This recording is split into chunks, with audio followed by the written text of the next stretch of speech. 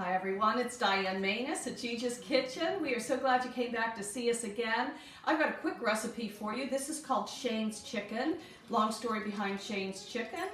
My son didn't like a whole lot of different kinds of chicken, but when we stumbled upon this recipe, he absolutely loved it. So we named it Shayne's chicken because it's his favorite, and I make it often. It takes just a few minutes to prepare, throw it in the oven for about 45 minutes, and it comes out and is absolutely delicious. So I have quite a few chicken breasts in here today. I'm going to go ahead and I prepared some of them. I'm slicing them in half to kind of give them a fillet style so that it's a little bit smaller. So let me do this one too. Okay, so I posted the ingredients a little bit earlier today and you saw them online. I've got melted butter and I've got olive oil. And I'm going to go ahead and add, this is probably about a half a cup of olive oil with a half a cup of butter. And I'm going to mix this, just the chicken's going to go ahead and sit in there. And while it's still wet, I'll go ahead and take the breadcrumbs. This is probably a little over 1 cup of breadcrumbs. Today I'm using grano padano shredded cheese. I'm going to add that. If you can see, I've got breadcrumbs and your cheese, mixing it up. I've got a little bit of garlic powder here. We'll add that into it. And again, some salt, just for flavor.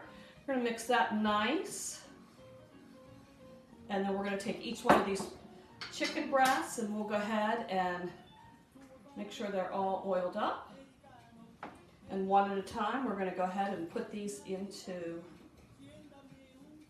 basically a casserole dish. I'll finish this up and then I'll let you take a look at it to see what it looks like before we put it in the oven. Again, making sure every single breast has oil and butter on it. My oven is set for 375 today, and these will take probably about 45 minutes to cook. And you'll know that they're done because there'll be a little bit of browned crispy on the top. The cheese is going to help brown them up too. So we'll get a few more in here.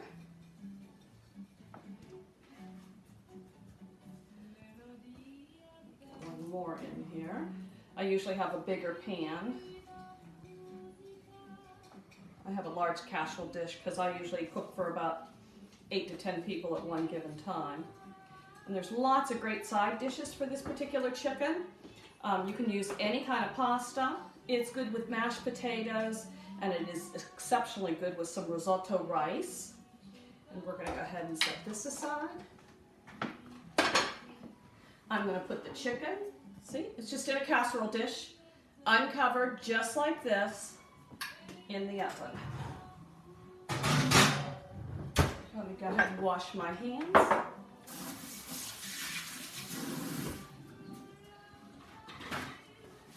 And in 45 minutes, we're going to pull that out of the oven, and it's going to look a little bit like this. This one's a little bit hot. So that's what it's going to look like. It's nice and moist on the inside. The oil and the butter make it that way. And let's go ahead and tell you what we're going to mix with it today. So I've got a little bit of a tomato salad. It's got some olive oil and some balsamic and some fresh olives on it.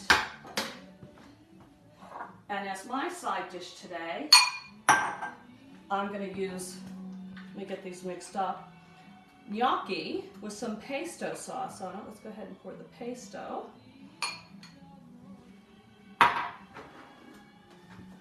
Of course, we're going to open up our shredded cheese. I love shredded cheese. I use it on just about everything.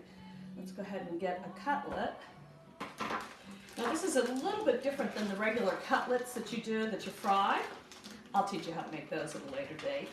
And I like shredded right on top of everything here with a little glass of wine. This is some Kendall Jackson Chardonnay today. And this is, look at this beautiful plate. Absolutely beautiful. Let's go ahead and try some. See, it's so nice and juicy and tender. I'm gonna sprinkle a little bit more salt on everything. And with the gnocchi, this is so good. You're gonna want to try it for yourself. Look how fast that came together. It's so good.